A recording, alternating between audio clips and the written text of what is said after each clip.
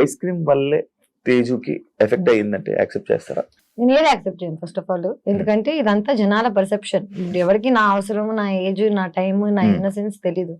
నీకు 21 years ఉండంగా నువ్వు ఫస్ట్ మూవీ మహేష్ బాబు, వెంకటేష్, సమంత ఎంత పెద్ద క్రూతో చేసావు. Second movie heart attack, Spain కి వెళ్ళి షూట్ చేశాను. Third movie Kerintha. Fourth movie Ram Gopal Varma నిన్ను యాక్ట్రెస్ చేస్తాడంటే చిన్నప్పటి నుంచి రంగీలా గింగిలా చూసిన అమ్మాయిని నేను నా లైఫ్ మారిపోతుంది అనుకుంటానా అనుకున్నా. అది ఇలా మారుతుంది అనుకోలేదు. కానీ good or bad it was an experience for me. And Ram Gopal Varma లాంటి మనిషితో పనిచేసి ఇంకా ఇన్ని సంవత్సరాలు నేను సర్వైవ్ అవుతున్నానంటే అది నా టాలెంట్ అనే చెప్పుకోవాలి. అండ్ ఆయన he was a genius at one point of time. ఇప్పుడు ఎవరు ఒప్పుకోరేమో because of whatever is happening. Social media అని కాదు, ఆయనే మారిపోయారు. ఆయన పర్సనాలిటీగా ఎవరికి తెలియనప్పుడు, డైరెక్టర్ గా తెలిసినప్పుడు ఎవ్రీబడి రెస్పెక్టెడ్ హిమ్. ఇప్పుడు ఆయన పర్సనాలిటీ బయటకు రాగానే nobody is respecting the work he's done, but his work is still the best work that there is. రక్త చరిత్ర, కొన్ని మూవీస్, శివ నీ పేరు సో శివ ఇప్పటికీ their legendary movies. You fail అయినందుకు ఆర్టిస్ట్ అసలు యూజ్లెస్ అని అనుకోవడం తప్పు. నేనేమంటానంటే ఒకప్పుడు సక్సెస్ఫుల్ అయ్యాడు. అదే తేజస్వి 30 ఏళ్ల క్రితం పుట్టుండి రామ్ గోపాల్ వర్మతో పనిచేసి ఉంటే it would be a different story. నేను నవదీప్ ఇద్దరం వెళ్ళి we believed in him, we worked, didn't work out. Okay, కానీ నిజం చెప్పాలంటే నాకు నన్ను జడ్జ్ చేయడానికి 90% దట్ వాజ్ ద రీజన్. ఎందుకంటే ఆయన ఒక ఇది రిలీజ్ చేశాను, నేను సినిమాలో న్యూడ్ అయ్యానని. ఒకవేళ సినిమాలో న్యూడ్ అయినా థియేటర్లో వేయలేం కదా, సెన్సార్ కదా. జనాలకి న్యూడిటీ, బట్టలు తిప్పేస్తున్నావు ఇట్లాంటివి చెప్తూ సో ఇది రామ్ గోపాల్ వర్మ చిన్నప్పుడే క్యాచ్ చేశాడు. ఆయన ఏం చేశాడు, ఆయనకి జనాలను ఎలా షేక్ చేయాలో తెలుసు, ఆయన షేక్ చేశాడు. నన్ను మధ్యలో పెట్టుకుని షేక్ చేసినందుకు వల్ల నేను యాజ్ అ పర్సనాలిటీ నేను ఈ రోజు ఇంత స్ట్రాంగ్ అయ్యానంటే నేను చిన్నప్పుడే అది ఎదుర్కోవడం వల్ల. నేను ఇప్పటికీ నేను చేసిన వాటిల్లో ఏది తప్పు అనుకోను, ఏది ఆ స్టెప్స్ లేకపోతే ఈ రోజు నేను ఇలా అయ్యేది. అదే యాక్చువల్లీ ఐస్ క్రీమ్ అనే సినిమా లేకపోతే తేజస్వి లైఫ్ వేరేలా ఉండేది. అబ్సల్యూట్లీ వేరేలా ఉండేది. కానీ ఎవరికి తెలుసు, ఎవడు బతికాడు. ఊకే జనాలు స్టేడియం బయట కూర్చొని అలా కొట్టకుండా ఇలా కొట్టుంటే ఇప్పుడు మ్యాచ్ గెలిచే వాళ్ళని ఇలా 100 చెప్తాడు. షూ తీసుకుని ఆడుతున్నోడికి తెలుస్తుంది. నేను చిన్నప్పుడు ఆ డెసిషన్స్ ఎందుకు తీసుకున్నాను, నేను ఎందుకు ఇప్పుడు ఈ లెవెల్లో ఉన్నా, ఈ అమ్మాయి అలా చేసి ఉండకూడుతుంది, అలా 100 చెప్తారు. కానీ నాకు ఇంట్లో కూర్చొని చెప్పే వాళ్ళు ఎవరు లేరు కదా. నా డెసిషన్స్ అన్ని నేనే తీసుకున్నాను. అండ్ నేనే దానికి సక్సెస్ వచ్చినా నేనే అనుభవిస్తా, బ్యాడ్ నేమ్ వచ్చినా నేనే అనుభవిస్తా. ఏదైనా single handed. Ganesh first time కదా బికినీ వేసుకోవడం? ఎందుకు ట్రై చేయాలనిపించింది మీకు? ట్రై చేయాలని కాదు, నిజం చెప్పాలంటే ఇప్పుడు దాకా నువ్వే అంటున్నావు నన్ను యాక్సెప్ట్ చేయట్లేదు, బాయ్ ఫ్రెండ్స్ యాక్సెప్ట్ చేయట్లేదు. నిజం చెప్పాలంటే నేను 5 ఏళ్ల క్రితం ఇదే సినిమా ఐస్ క్రీమ్ సినిమాలో షార్ట్స్ వేసుకుని ఆ షార్ట్స్ తీసినందుకు షార్ట్స్ తీయడం అంటే చూపి నీకెందుకు చూసావా, ఇలాంటి ఆడియన్స్ కోసమే వాళ్ళని షార్ట్స్ పెట్టింది. సో నేను యాక్చువల్లీ ఎప్పుడు ఎక్స్పోజ్ చేద్దామనో, ఎక్స్పోజ్ చేస్తే నాకు డబ్బులు వస్తాయి, రోల్స్ వస్తాయి, లేకపోతే నేను ఒక లెవెల్కి వెళ్ళిపోతాను ఎక్స్పోజ్ చేస్తే అని ఎప్పుడు చేయలేదు. నేను ఎప్పుడు నాకు నచ్చింది పని డబ్బుల కోసం అనే థాట్ లో తప్ప ఎప్పుడు ఇంకా ఐ డెంట్ థింక్ బియాండ్. ఇవన్నీ తర్వాత నేను ట్రావెల్ చేసా, నేను థైలాండ్ లో ఉన్నా. నాకు ఫైనలీ బికినీలో నేను కంఫర్టబుల్ అయ్యా. తెలుగు అమ్మాయిని అయ్యుండి షార్ట్స్ వేసుకోవడానికి సిగ్గుపడదాన్ని. There was a time where I used to feel shy. ఎందుకంటే ఇండియాలో మన షార్ట్స్ వేసుకుని బయటకు వెళ్తే అంత కంఫర్టబుల్ ఉండదు. అదే నువ్వు చుట్టుపక్కల అందరూ 100 మంది బికినీలు వేసుకుని తిరుగుతుంటే నువ్వు కంఫర్టబుల్ ఫీల్ అవుతావు. ఎగ్జాక్ట్లీ. సో 5 ఏళ్ళు 6 ఏళ్ల క్రితం ఫస్ట్ టైం నేను బికినీ వేసుకున్నాను శివ. మాల్దీవ్స్ లో వేసుకున్నాను, థైలాండ్ లో వేసుకున్నాను. నాకే ఒక తెలుగు అమ్మాయిగా అలాంటి బాడీ ఉండడం, నేను బికినీలో అందంగా ఉండడం ఫైనలీ యాక్సెప్ట్ చేశాను నన్ను నేను. ఇప్పుడేంటి 33 ఏళ్ళు నాకు. అండ్ ఇప్పుడు ఆల్రెడీ నాకు నన్ను అనాల్సినవన్నీ అనుకున్నారు, వాట్ ఎవర్ ఈస్ ఫైన్. ఇప్పుడు ఏంటంటే నా బాడీ నాకు నచ్చుతుంది. I want to expose because I look fit. 5 ఏళ్ల క్రితం ఐ వాజంట్. 5 ఏళ్ల క్రితం నన్ను బికినీ వేసుకోమంటే నేను వేసుకునేదాన్ని కాదు.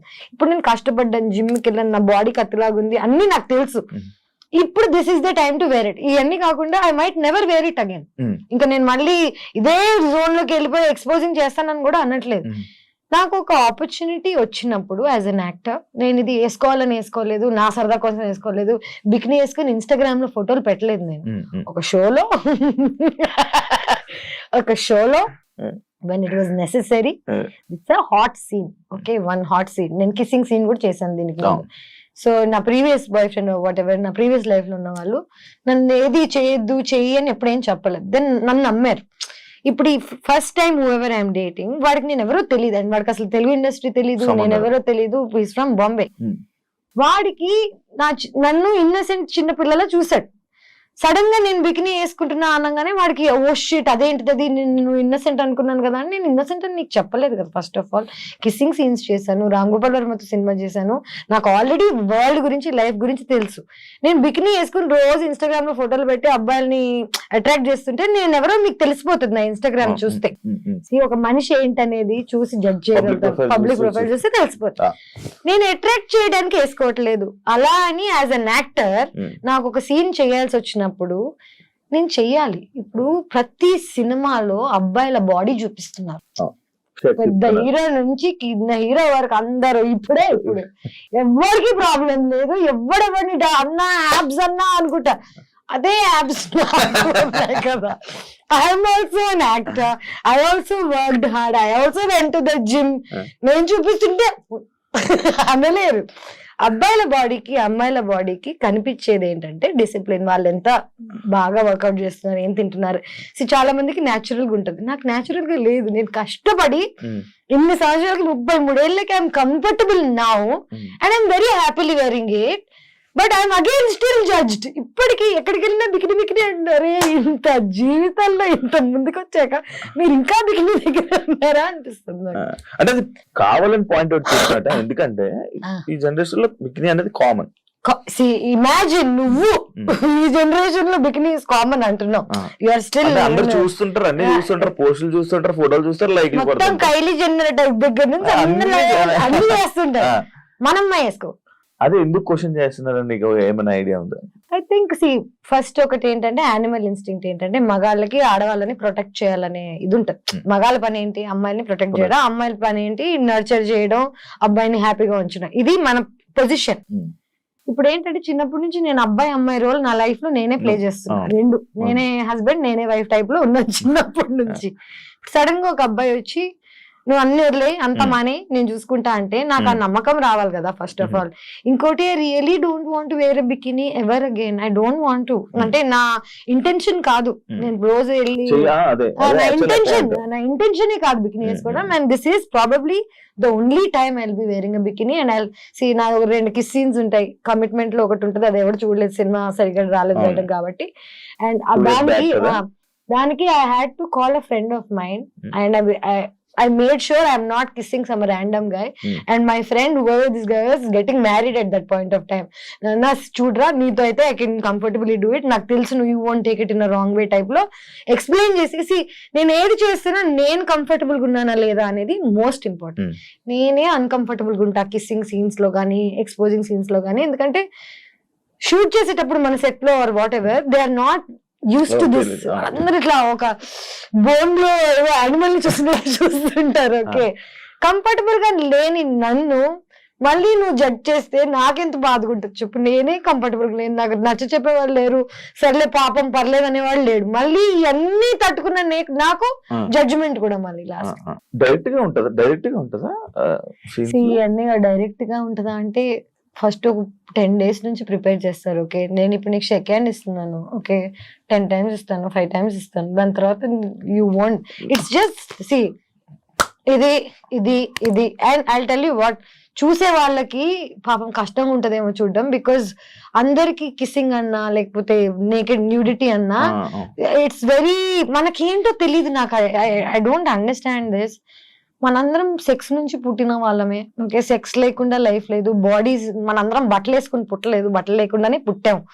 కానీ మనం నేకెడ్ అవ్వడానికి ఇక్కడ నుంచి అయినా ఎందుకు అంత జడ్జ్మెంట్ అనేది నాకు ఇప్పటికీ అర్థం. As an India, as a collective country, మనం చిన్నప్పటి నుంచి ఏది చూడలేదు.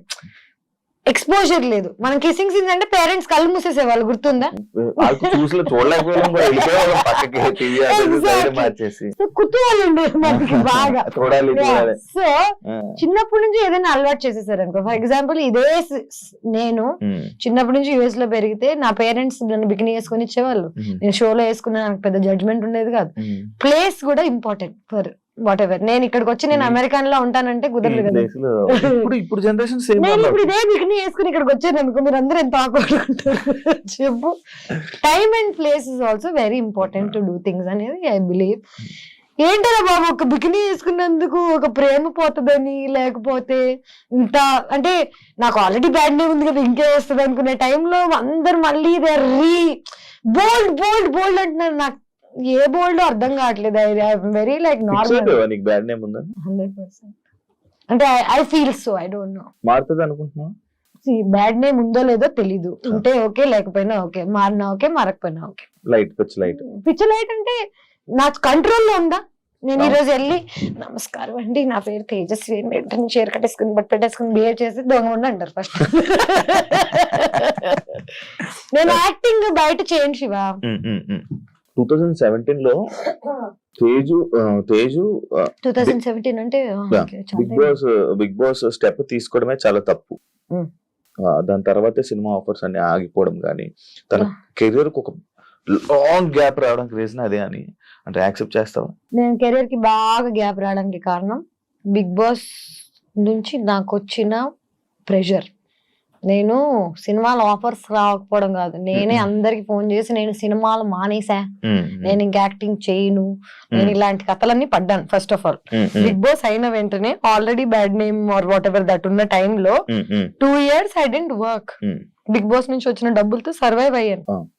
తప్పది, తప్పు ఫర్ వాట్, నాట్ బికాస్ జనాల గురించి అలాగా, కానీ నా మెంటల్ స్టేట్ అనేది ఎవరికి అర్థం కాదా అనేది నా ఒక ఏంటంటే, అమ్మాయిగా సర్వైవ్ అయ్యి ఇక్కడికి వచ్చి బిగ్ బాస్ లో అన్ని మాటలు పడి బయటకు వచ్చేసిన తర్వాత ఇమ్మీడియట్ గా నేను అన్ని మర్చిపోయి వేరే సినిమాలు చేసేసి నార్మల్ అయిపోతున్నాను ఎలా అనుకుంటారు?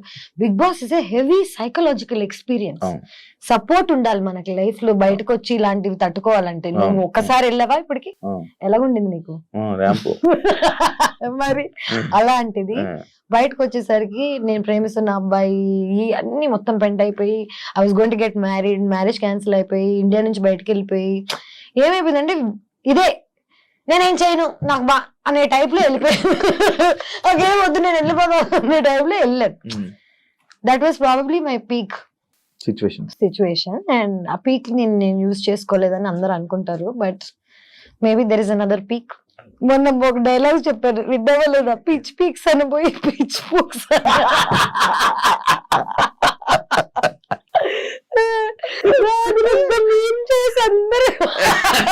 నేను దాట్ ఇన్నోసెంట్ రే, లైక్ చిన్నప్పుడు నేను పిచ్చి పీక్స్ అనబోయి సంథింగ్ ఎల్స్. అంటే ఇప్పుడు ఈ మాట నాకు అదే కదా, ఫ్రెండ్స్ తోకి కెమెరా ముందుకి బిగ్ బాస్ లోకి సినిమాలోకి పెద్ద డిఫరెన్స్ ఏమి, same person everywhere. Main issue ఏంటంటే, ఇప్పుడు నేను ఈ మాట అనేసాను, ఒక మాట బూత్ మాట్లాడేసాను, ఒక తప్పు అనేసాను అనుకో అని అనుకోను నేను. నాకు ఆ ఫీలింగ్ అనేది లేదు, ఎందుకంటే నేను ఏదన్నా తప్పు చేస్తున్నానని చేయట్లేదు కదా. ఇప్పుడు నిన్ను ప్లాన్ చేసి ప్లాట్ చేసి నిన్ను ఏదైనా అందామని అనుకుని అన్నాను అనుకో, అది తప్పు. న్యాచురల్ గా వచ్చింది దానికి నేనేం చేయగలను. ఇవన్నీ మనకు అలవాటే. కాంట్రవర్సీ అది any publicity is publicity. Okay, people are good or bad, bad stays longer. Let me tell you this, I studied journalism, I know what is what. మనం చూసేదంతా నిజం కాదు అని నాకు చిన్నప్పుడు సబ్జెక్ట్ లోనే అర్థమైపోయింది.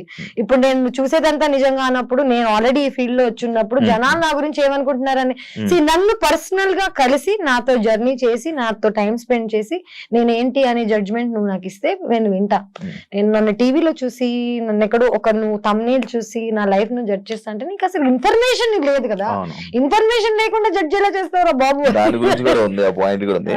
మన ఫిల్మ్ ఇండస్ట్రీలో, తెలుగు ఫిల్మ్ ఇండస్ట్రీలో కమిట్మెంట్స్ అనేది ఒక పెద్ద, Telugu film industry world industry అంటేనే ఇది, అమ్మాయిలు అంటేనే ఒక బికినీ వేసుకుందంటే 100% ఈజీ. నీకు అలాంటి సిచ్యువేషన్ కమిట్మెంట్స్ నిన్ను అడిగారా ఎవరైనా? నన్ను కమిట్మెంట్స్ అడగలేదు కానీ కమిట్మెంట్ అడగడం వల్ల క్యాన్సిల్ అయిపోయిన ప్రాజెక్ట్స్ ఏమైనా ఉన్నాయి? అట్లాంటి యాక్షన్ నిజం చెప్పాలంటే ఇదంతా స్టార్టింగ్ లో జరిగింది. స్టార్టింగ్ లో అంటే ఫస్ట్ వచ్చినప్పుడు కమిట్మెంట్ అని డైరెక్ట్ గా చెప్పేవాళ్ళు కాదు, కానీ నాకు ఆ వైబ్ అర్థమైపోతుంది. కొంచెం షేడీ ఉంటారు కదా ఇల్లు, మేనేజర్స్ మీరు రాత్రి డిన్నర్ కి కలవాలి డైరెక్టర్ కి డిన్నర్ ఎందుకు రా బాబు, పొద్దున్నే స్క్రిప్ట్ చెప్తే అయిపోతుంది కదా. ఇది ఇండస్ట్రీ అనే కాదు, కానీ నేను ఫస్ట్ ఆఫ్ ఆల్ ఒక జంగుల్లో జింక పిల్లలా తిరుగుతున్నాను. చిన్నప్పుడు చిన్న బేబీగా ఉన్నప్పుడు యూఆర్ మోర్ వల్నరబుల్, నీకు తెలుస్తుంది అప్పుడు పులి వేసేస్తుంది. ఇప్పుడు ఏంటంటే జనాలు నా నెగటివిటీ అని అనుకుంటున్నారు, కానీ నా నోరే నన్ను కాపాడింది ఇప్పుడు దాకా. లిటరలీ ఇప్పుడు ఎవరైనా నన్ను కమిట్మెంట్ అడగాలంటే చుచ్చిపోసుకోవాలి. సో నన్ను నేను ప్రొటెక్ట్ చేసుకోవడానికి I think I got this personality. Commitments అనేవి ఇక్కడే కాదు, వరల్డ్ లో ఎక్కడికి వెళ్ళినా ఎవడో ఒకటి నీ దగ్గర నుంచి ఏదో ఒకటి కొట్టేద్దాం అనుకుంటాడు. డబ్బులైనా, నీ ఆస్తి అయినా, నీ ఒళ్ళైనా నిన్ను నువ్వు కాపాడుకోవడం నీ రెస్పాన్సిబిలిటీ తప్ప ఇంకెవరిది కాదు. యాక్చువల్లీ నువ్వు ఇందాక అన్న పాయింట్ నాకు ఒక క్వశ్చన్ ఉంది. అడుగు. కమిట్మెంట్స్ ఇంతకీ నిన్న ఎవరైనా కమిట్మెంట్ అడిగారా శివ? అడిగితే బాగుంది వెళ్ళిపోతుంది.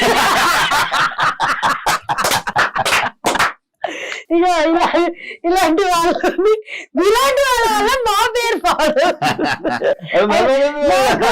నా ఫేవరెట్ శివ. నేను ఇట్లాంటి చెత్త మాటలని మాట్లాడుకుని నవ్వుకుంటుండే వాళ్ళం. బిగ్ బాస్ అసలు వేసారా చూసారు? లైవ్ చూడలేం కదా మనం చూడలేం, పోయింది కదా, వెళ్ళిపోయింది కదా, అందుకే లైవ్ అన్నారు దాన్ని. We lived it. Yeah.